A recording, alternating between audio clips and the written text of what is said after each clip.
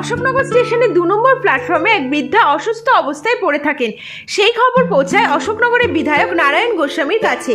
তৎক্ষণাৎ যুব তৃণমূল কংগ্রেসের কর্মীদের খবর দেন অশোকনগরের বিধায়ক নারায়ণ গোস্বামী। তার কথা মতো অশোকনগর রেল স্টেশন থেকে বৃদ্ধ মহিলাকে উদ্ধার করে অশোকনগর পৌরসভার সুইপ সেন্টার রবীন্দ্র নিকেতনে নিয়ে আসা হয়।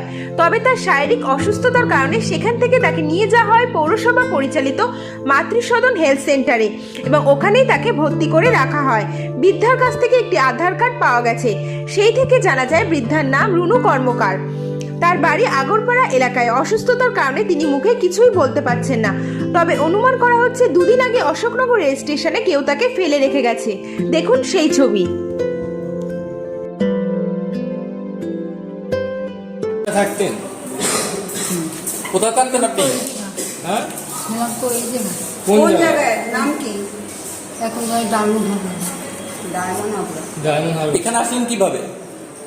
আমরা দিয়ে গেছি, কে দিয়ে গেল? কেউ দেখি নাই।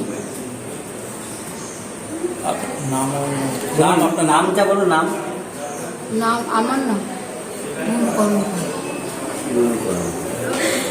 সকালে আমাদের প্রিয় বিধায়ক মাননীয় শ্রী নারায়ণ গোস্বামী, জেলা পরিষদের সদ্য নিযুক্ত আমাদের সভাধিপতি, আমাদের প্রিয় বিধায়ক, উনি আমাদেরকে খবর করেন যে এরকম একজন মানুষ, একজন ভদ্রমহিলাকে পাওয়া গেছে অশোকনগর রোড স্টেশনে 2 নম্বর প্ল্যাটফর্মে।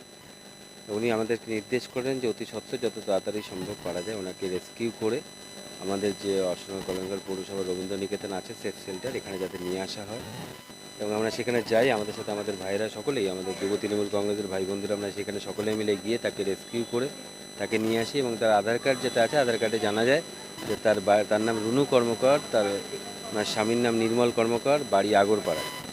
আমরা বর্তমানে ওনাকে নিয়ে এসেছি এখানে। আপাতত পৌরসভার এই রবীন্দ্র নিকেতনে উনি থাকবেন, তারপর প্রশাসন যা ব্যবস্থা নেওয়ার নেবে। কুমারজিৎ দত্ত, সহসভাপতি, অশোকনগর তৃণমূল যুব কংগ্রেস।